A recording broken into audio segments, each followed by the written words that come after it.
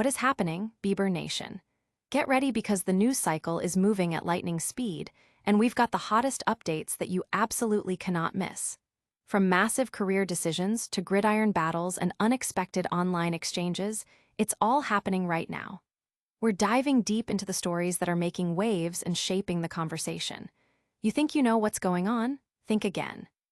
We're breaking down the moments that matter, the decisions that define careers, and the interactions that set the internet ablaze. Stay locked in, because you're about to get the inside scoop on everything you need to know. Don't go anywhere, this is the Bieber Beat, and we're about to drop some serious knowledge. First up, a revelation from the music world that has fans buzzing. We're talking about a pivotal career choice that could have changed everything, and the artist is finally sharing the candid details. And that's not all. We're shifting gears to the world of professional sports, where a rising star quarterback is gearing up for a massive season. He's opening up about his preparation, his team's dynamics, and what it feels like to be the undisputed leader heading into the opener. Plus, we're getting an inside look at a promising rookie who's already making his mark. It's all about stepping into the spotlight and making your presence felt. From the football field to the soccer pitch, we've got another exciting update. A fierce competition played out with a dramatic finish that had fans on the edge of their seats. We're talking about a nail-biting tie that came down to the wire, showcasing incredible resilience and a last-second equalizer. This is the kind of sporting drama you don't want to miss. And finally, we're heading back into the digital arena where an unexpected exchange is causing a stir online. A prominent figure is calling out a journalist and reigniting a conversation, leading to a flurry of reactions and commentary. It's a clash of words that's got everyone talking. All that and more on the Bieber Beat. Make sure you hit that like button, subscribe, and ring that notification bell so you never miss an update. A career-defining decision revealed. Bryson Tiller has pulled back the curtain on a pivotal moment that shaped his trajectory in the music industry, detailing his choice to sign with RCA Records over an offer from Drake's OVO Sound label. In a candid interview on the new Rory and Mal podcast, Tiller shared that he was on the verge of joining OVO and had engaged in early discussions with Drake himself. However, a perceived lapse in communication ultimately led him to pursue a different path, signing with RCA, which he viewed as the more secure option at the time. "I'm being so blunt, honest. The only reason I didn't sign to OVO is just because bro didn't hit me back one time," Tiller explained. He elaborated on the pressures he faced as a young artist with a child and responsibilities back home. While his team was actively pursuing a deal with RCA, arranging flights and meetings in New York, Tiller sent Drake a final message to gauge the seriousness of the OVO offer. The lack of a response, he stated, prompted him to commit to what he felt was the most sure shot for his career. Tiller, now 32, expressed his belief that he would have been a natural fit for OVO, noting his deep admiration for Drake's catalog. "I was like, yo, OVO is really in my blood, for real. I really have studied Drake's catalog," he admitted. He went on to reveal that he considered Drake a significant influence on his musical identity, to the extent that he would have been content working behind the scenes as a writer for OVO, even if it meant foregoing personal fame. "If you could take away all my fame right now, nobody recognize me, I'll be so okay with it," Tiller confessed. This revelation offers a fascinating glimpse into a potential alternate reality for Tiller's career, highlighting the delicate balance of opportunity, communication, and personal circumstances that can steer an artist's path. His remarks have ignited a significant conversation among fans and industry observers about the what-ifs of music history and the often unseen decisions that propel artists to stardom. Many are discussing the importance of clear communication in professional relationships and how different choices could have reshaped the landscape of contemporary R&B and hip-hop. Now, let's pivot from the studio to the football field. Stay with us as we break down a rising quarterback's mindset heading into a crucial season. Rookie ready, Maye's path to Week 1. New England Patriots quarterback Drake Maye recently joined WEEI Afternoons to discuss his preparations for the upcoming 2025 season, offering insights into his role as the team's undisputed starter and highlighting the impressive performance of rookie wide receiver Efton Chism III. Maye, who took over as the Patriots' primary signal caller, starting 12 games in his rookie year, acknowledged the different dynamic of entering this season as the established QB1. "I think last year, I was preparing and trying to kind of review the call sheet and kind of hit guys here and there as the backup going into week 1, Maye shared.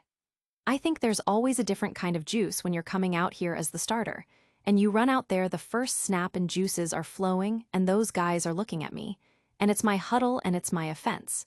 So I think it's a different feel, and I'm excited. That's one of the things I'm most excited for, getting out there and getting to start week 1.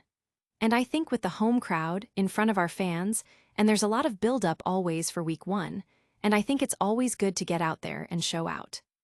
Despite a somewhat modest preseason performance, where he completed 7 of 12 passes for 70 yards and a turnover across 2 games, Maye expressed growing confidence in his rapport with offensive coordinator Josh McDaniels. "Yeah, building each and every day," Maye stated. "I'm getting more and more comfortable. I think coming into week 1 with the game plan will be a little different from some of the stuff we run in practice, just because you're studying the defense and studying stuff that looks good versus them. So, for me, I feel good. I feel like I'm in a good spot. I think the guys are coming to work every day at practice, and right now coach is working towards week 1. I think just fine-tuning the details, and for me, just going back over stuff that may be simple for me in the past, but just going back over the little things and little protection cues and stuff that may come up that we maybe haven't seen, just to be on top of my stuff." Maye also reflected on his preseason jitters, comparing it to settling into a basketball game before taking 3-pointers. "It's kind of like back in the day playing basketball. Find a layup before you start shooting some threes," he explained. "I think just whether it's a good run with the guys up front, the running backs, or maybe an easy completion. But other than that, I think it's just getting out there, and I think that's part of it. Whether it's going to be jitters or going to be fired up, that's more what it is, just to kind of calm that. I think, use the guys around me as well." Crucially, the Patriots' success hinges on Maye's development, and the supporting cast, particularly the wide receivers, will be vital. Undrafted rookie Efton Chism III has emerged as a standout, impressing Maye with his work ethic and dedication. "It's a great example of a guy coming in here trying to earn a role doing things the right way," Maye said of Chism, who has secured a roster spot with 12 catches for 121 yards and 2 touchdowns in preseason. "Hanging around a veteran, I always see him with Mac Hollins, a guy who's done it in this league being on a lot of different teams. Just hanging around him, going through plays, getting extra conditioning. Fans are buzzing about Chism's potential contribution, seeing him as a bright spot and a testament to the Patriots' culture of hard work. Maye's leadership and Chism's emergence are seen as key indicators for the team's upcoming season." From the gridiron to the pitch, a dramatic soccer match delivered a stunning conclusion. We're diving into the details of that incredible late equalizer. Late drama, Cyclones snatch draw at home. In a thrilling encounter at the Cyclone Sports Complex, Iowa State secured a dramatic 1-1 tie against Drake, with a goal scored in the dying seconds of the match. This equalizer marks the second consecutive game where the Cyclones have found the back of the net in the final 2 minutes, showcasing a remarkable tenacity and never-say-die attitude. Junior midfielder Lucy Freutzheim was the hero for Iowa State, tapping in the crucial goal in the 90th minute after a well-executed throw-in. The assist came from senior midfielders Lauren Hernandez and Isabella Agresso, capping off a hard-fought contest for the home crowd on Senior Day. With this result, Iowa State maintains an undefeated 1-0-2 record on the season. The match was a tightly contested defensive battle, with both teams registering 6 shots on goal. Iowa State's redshirt sophomore goaltender Casey Canestraro delivered another stellar performance, making 4 saves to keep the Cyclones in the game. Drake started aggressively, forcing a save within the first minute, but Iowa State's defense held firm. Despite an early goal called back for offside in the 22nd minute, Iowa State struggled to generate clear chances, notching their first shot on goal until the 28th minute. The first half concluded scoreless, with a yellow card issued to Iowa State's Elena Villa just before halftime. Iowa State came out with renewed intensity in the second half, immediately putting pressure on Drake's defense and forcing 2 saves from goalkeeper Addy Ford within the opening minutes. The game became increasingly physical, with both teams receiving yellow cards in the 50th minute. Drake eventually broke the deadlock in the 55th minute when midfielder Angela Gutierrez found the net, assisted by defender Izzy Snowden, marking her first goal of the season. Just as Drake appeared poised to secure the victory, Freutzheim's last-second heroics ensured the points were shared. The dramatic finish has generated significant excitement among Iowa State supporters, who are praising the team's resilience and ability to perform under pressure. Analysts are noting the team's clutch scoring ability as a key factor for their success this season.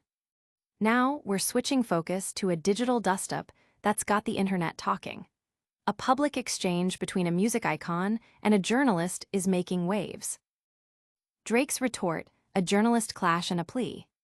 In a surprising turn of events that has ignited online discourse, global music superstar Drake has publicly commented on a resurfaced clip, calling out journalist Rob Markman and reiterating his stance on the ongoing legal situation involving Tory Lanez. The incident originated from a 2019 interview where Markman was speaking with Tory Lanez, and a clip shared on an Instagram meme account showed Markman seemingly stumbling over Lil Wayne lyrics. Drake seized the opportunity to weigh in, leaving a comment on the post. "Of course this goof Markman couldn't finish the bar. Free Tory." This remark quickly garnered widespread attention, prompting a response from Markman via X, formerly Twitter. Markman retorted, "I could call him names too, but you know he loved to sue." This exchange set the stage for further commentary from both parties. Markman, in a subsequent video post, addressed Drake directly, stating, "Know yourself." He emphasized that his professional critiques are focused on music and artistry, not personal attacks. "I may say I don't like a song. I may say I don't like a line. I may say, you won or you lost the battle. I may say I don't agree with the lawsuit. But it's never coming from a place of disrespect," Markman explained. He highlighted his consistent approach to reviewing music and expressed his expectation of increased scrutiny following Drake's involvement. Drake's comment also touched upon his ongoing legal dispute with Universal Music Group, related to Kendrick Lamar's diss track, "Not Like Us." Drake accused the label of defamation and of using bots to inflate the song's popularity. Kendrick Lamar had also referenced Drake's legal actions during his Super Bowl halftime show performance, adding another layer to the ongoing narrative. Commentators like Bootleg Kev have weighed in on the situation, noting Drake's preference for podcasts and streaming platforms over traditional media. Drake shitting on Rob Markman, but embracing Adin Ross and Bobby Althoff, is the most on-brand shit for him in 2025. Kev posted, referencing Drake's appearances on streams with figures like Adin Ross and his involvement with Bobby Althoff's podcast. The public's reaction has been mixed, with some supporting Markman's stance on journalistic integrity and others defending Drake's right to express his opinions. The interaction underscores the evolving dynamics between artists, media, and online discourse, particularly within the highly charged environment of hip-hop. That brings us to the end of our updates for today. But before you go, let's do a quick rundown of everything we covered. And that's a wrap on today's explosive news cycle. We heard from Bryson Tiller about that massive career crossroads, dove into Drake Maye's preparation for his big QB season, celebrated Iowa State's dramatic soccer tie, and saw Drake weigh in on a fiery journalist exchange. Don't miss out on any future updates. Hit that like button, subscribe to the Bieber Beat, smash that notification bell, drop a comment below telling us your thoughts, and follow us on all social media platforms for more. We'll catch you in the next one.